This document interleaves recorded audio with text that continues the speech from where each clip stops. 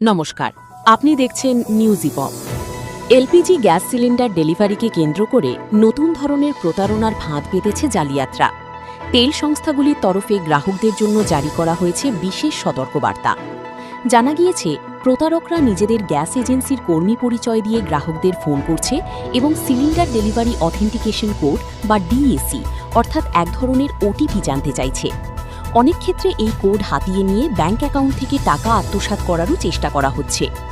তেল সংস্থাগুলি স্পষ্ট জানিয়েছে, গ্যাস সিলিন্ডার বাড়িতে পৌঁছানোর আগে কখনোই ফোনই বা অন্য কোনো মাধ্যমে ডিএসি বা ওটিপি শেয়ার করবেন না। ডেলিভারি কর্মী সিলিন্ডার নিয়ে আপনার দরজায় পৌঁছানোর পরেই সামনাসামনি এই কোড জানাতে হবে। তাই অপরিচিত ফোন কল বা সন্দেহজনক মেসেজ থেকে সতর্ক থাকুন এবং আপনার ব্যক্তিগত তথ্য ও ওটিপি কারো সঙ্গে ভাগ করবেন না।